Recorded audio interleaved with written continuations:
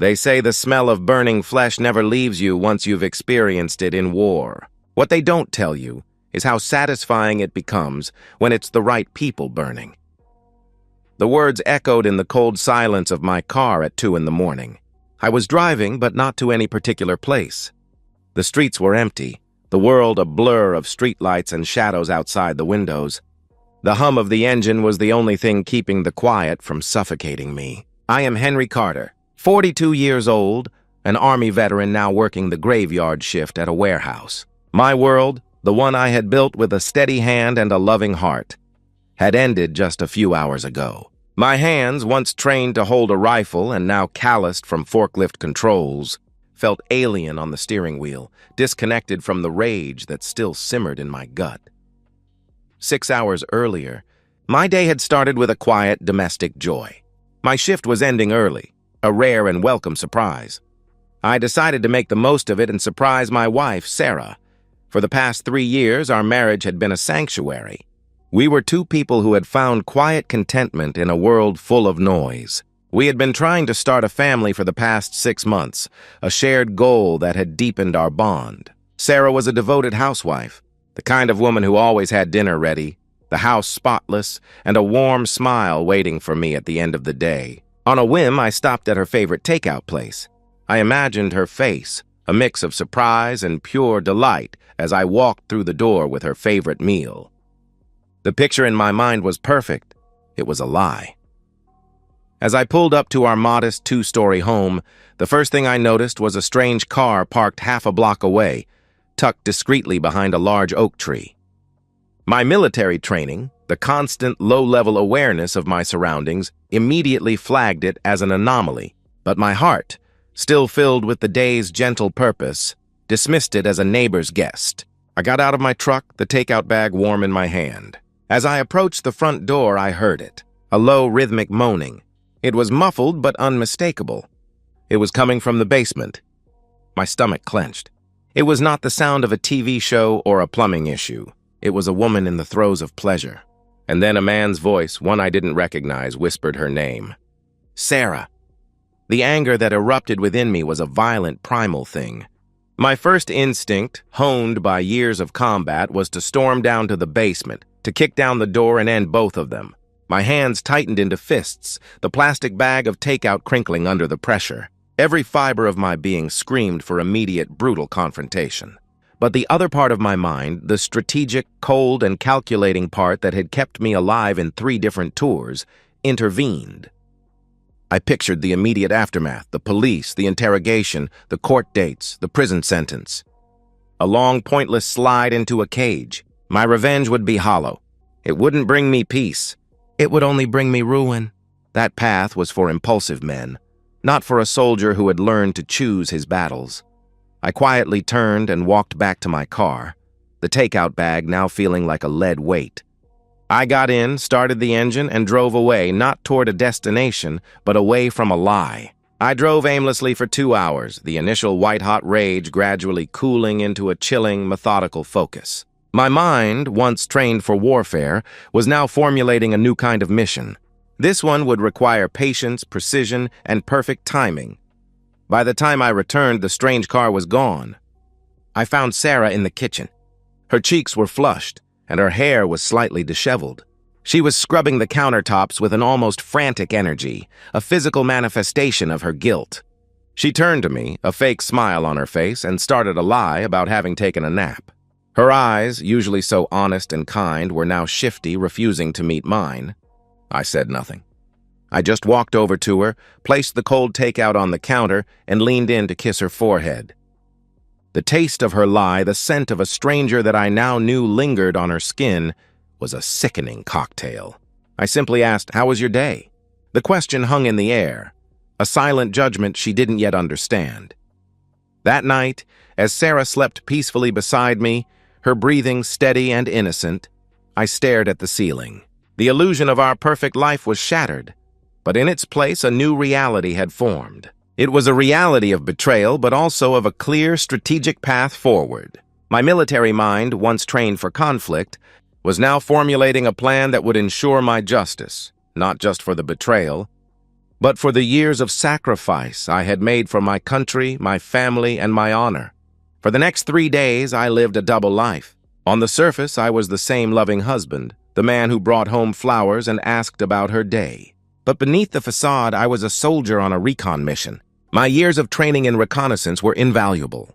I observed her movements, her subtle nervous habits, the way she clutched her phone, her eagerness for me to leave for work. I was a ghost in my own home, a silent observer gathering intelligence. The old Henry Carter would have confronted her, but the new one knew that intel was more valuable than a moment of rage. On Tuesday morning, Sarah left for her weekly grocery run. I waited 5 minutes after her car disappeared from view before driving to the nearest electronics store. My purchase was a simple one, but a key piece of my strategy, a motion-activated security camera with phone alerts. It was a small device, easy to conceal. I returned home and went straight to the basement, the very place where the foundation of my life had crumbled. I found a shadowy corner behind some old storage boxes and expertly concealed the camera. Years of setting up surveillance in hostile territory made the job easy. I tested the system, receiving a clear alert on my phone. The plan was in motion. The next day, I put the second phase of my plan into action. At the warehouse, I approached the 2 men I trusted implicitly, Dave and Tommy. Both were fellow veterans, brothers in arms from different wars. Dave, a burly man with a kind face, had gone through a nasty divorce after his wife cheated on him with his best friend. Tommy, a younger guy who had lost half his pension and custody of his kids to a cheating ex, had a grim understanding of betrayal. We met in the break room, the din of the warehouse muffling our conversation. I didn't reveal my plan. I only told them the essential truth. I found out my wife's been unfaithful. I'm thinking about what to do, but I may need a couple of witnesses to my whereabouts in the coming weeks. I'm going to need to be very visible. The brotherhood of veterans who have been betrayed runs deep. There was no hesitation, no judgment, just a shared understanding. They both nodded, their faces grim. "You got it, brother," Dave said. "I'll be your shadow," Tommy added. We established a simple system. I would make sure to be visible at work during my shifts, engaging in conversations, asking for help with tasks, and making sure my presence was noted and remembered. Dave and Tommy would pay special attention to corroborate my whereabouts if anyone ever asked. This was the first layer of my alibi. For the rest of the week, life with Sarah continued under a facade of marital bliss. We talked about baby names, planned a small vacation, and maintained the illusion of a happy couple. But beneath the surface, the rot of betrayal was growing. I noticed more signs. The way she checked her phone constantly, her eagerness for me to leave for work, the subtle changes in our physical intimacy. Each observation fueled my resolve and refined my emerging plan. I felt a cold satisfaction as I pieced together her routine. I was no longer a victim. I was a strategist, and she was the target. The week of normalcy ended on Friday. During my lunch break, my phone buzzed with a motion alert from the basement camera. Motion detected in basement, 2:47 p.m. I looked down at the notification, my heart pounding not with betrayal but with cold satisfaction. The trap was set, and my wife had just walked into it. The silence of the warehouse floor was deafening. My allies were in place, my surveillance was working, and my plan was solid. The final piece of the puzzle, the undeniable evidence, was now within my grasp. The notification arrived on a Tuesday afternoon, a silent buzz that announced the final piece of the puzzle. Motion detected in basement, 2:47 p.m. I was in the middle of a task on the warehouse floor, but my world narrowed to the small screen in my hand. I excused myself, claiming a family emergency, and stepped outside to view the live feed. The video began to play, and what I saw confirmed my worst fears and validated every ounce of my patience. Sarah was with a man I recognized, Brad, our neighbor from 2 streets over, whose wife was frequently away on business. The timestamp and the clear video evidence documented everything I needed. I watched, my face a mask of stone, as their betrayal unfolded on my phone screen. Instead of the hot rage I had initially felt, a strange and chilling calm settled over me. This was the proof, the undeniable justification for what was to come. I took multiple screenshots of keyframes and saved the video file to a secure cloud storage account. My training had taught me to secure evidence, to create a file that could not be denied or destroyed. I was no longer an emotional husband. I was an operative documenting a target's activities. I got back in my truck and drove home, calculating the timing and logistics. I didn't want to be there when they left. I saw Brad's car parked discreetly around the corner, and I waited in my own vehicle until I saw him emerge from the backyard. Only then did I drive around the block and return home. Sarah greeted me with a flustered energy. She had showered and changed clothes, but the evidence of the afternoon's activities lingered in her nervous energy and overly casual demeanor. Her attempt at normalcy was pathetic and only strengthened my resolve. That evening, as she watched television, I retreated to our bedroom closet. From a hidden compartment, I retrieved a military-grade flashbang grenade. It was a souvenir from my deployment, a device I had never reported missing, a contingency I had carried for years for a scenario I never imagined would unfold at home. I examined the device carefully, testing the pin mechanism and estimating the blast radius. My demolitions training kicked in. I considered the physics of the explosion, the gas dispersion patterns, and the structural vulnerabilities of our home. Over the next 2 days, my reconnaissance of my own home intensified. I studied the gas line layout, measured distances from potential ignition points to exit routes, and calculated the time needed for proper gas saturation. I researched house fire investigation protocols, learning how arson investigators determine accidental versus intentional blazes. My military experience in improvised explosives gave me confidence that my plan would appear completely accidental. I was an expert in creating chaos that looked like a tragic coincidence. I also meticulously prepared my alibi. I arranged to work overtime shifts that would place me definitively at the warehouse during the window when I expected Sarah's next encounter.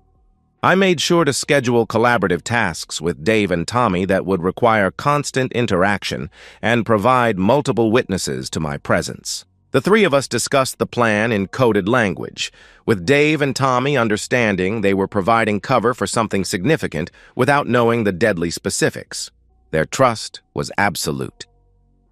On Friday, Henry received another motion alert. This time, he studied the patterns more carefully. Brad arrived around 2:30 p.m. and typically stayed for about 2 hours. Sarah had clearly established a routine that coincided with Henry's work schedule. The predictability of their affair became the foundation for Henry's final calculations. His mind, once a battlefield, was now a chessboard, and every piece was in its correct place. Monday arrived with a typical routine. I kissed Sarah goodbye at 7 a.m., told her I loved her, and drove to the warehouse. I made sure Dave and Tommy saw me arrive early and spent the morning engaged in visible tasks. At 2:15 p.m., my phone buzzed with the expected motion alert from the basement camera. I checked the live feed and saw both Sarah and Brad entering the basement. This was the moment I had been waiting for. I told my supervisor I needed to run a quick errand, picking up parts from a supplier across town, a trip that typically took 45 minutes. Dave and Tommy noted the time as I left, part of our unspoken agreement to provide alibi support. Instead of the supplier, I drove straight home, parking 2 blocks away.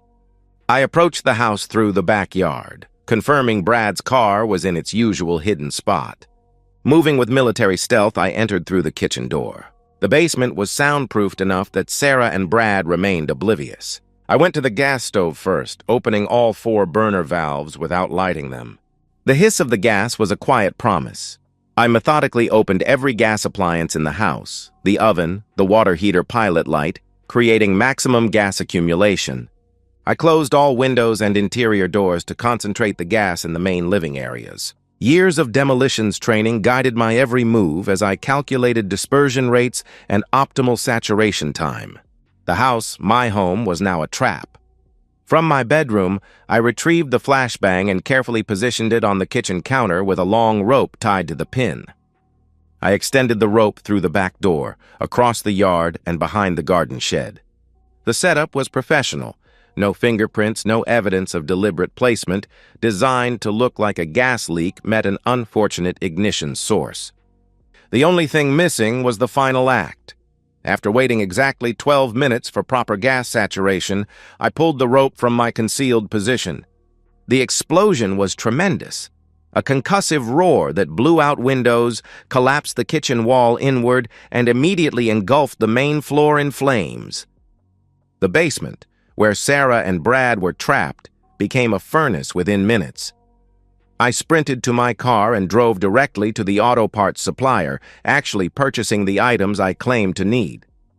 I returned to the warehouse at 3:45 p.m., showing Dave and Tommy my purchase receipt and asking for help installing the parts.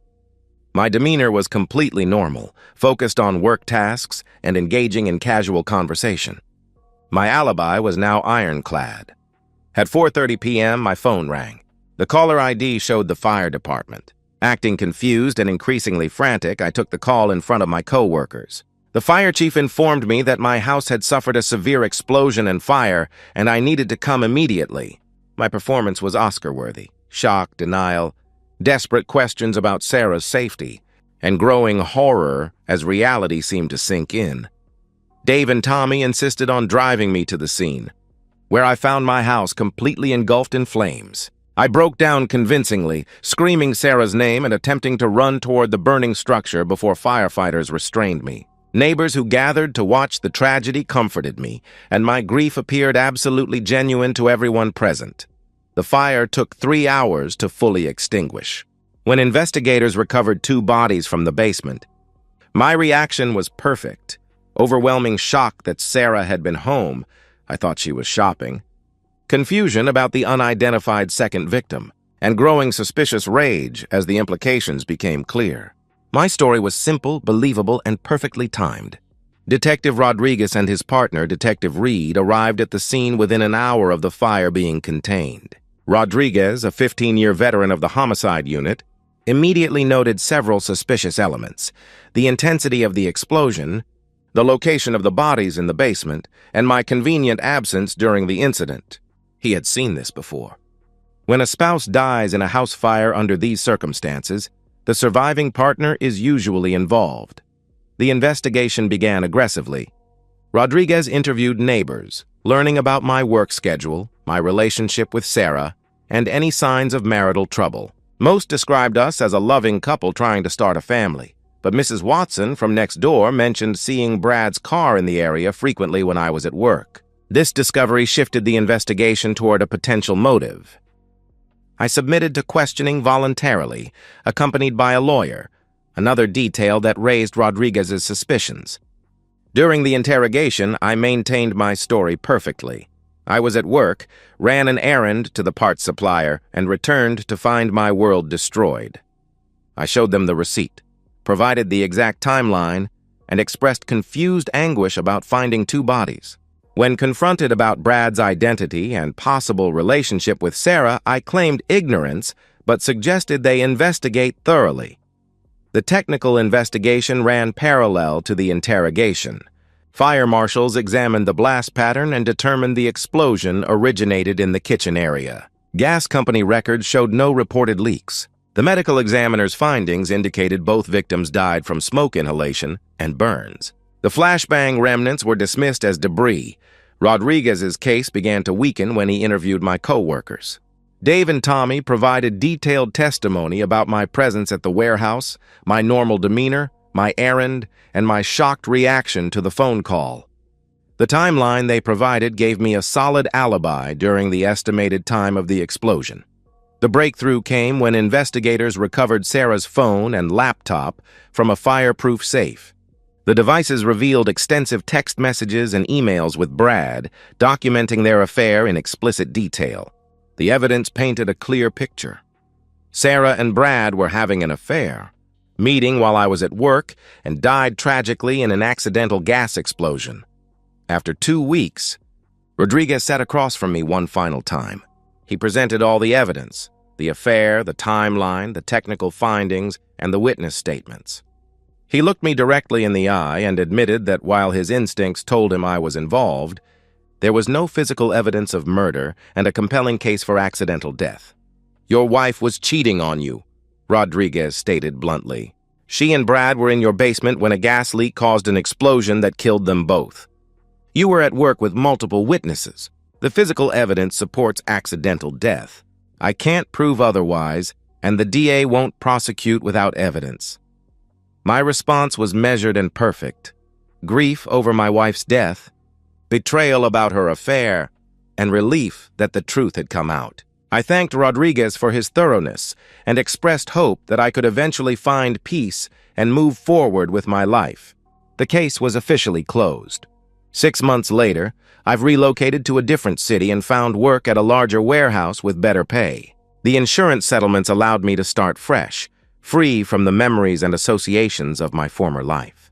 I've rented a small apartment and begun the process of rebuilding my identity as a widowed veteran rather than a betrayed husband. The nightmares that plagued me immediately after the fire have mostly subsided. Sometimes I dream about Sarah, not the woman who betrayed me, but the woman I fell in love with years earlier. I've made peace with the fact that both versions of her existed and that my love for one didn't negate my justified anger toward the other.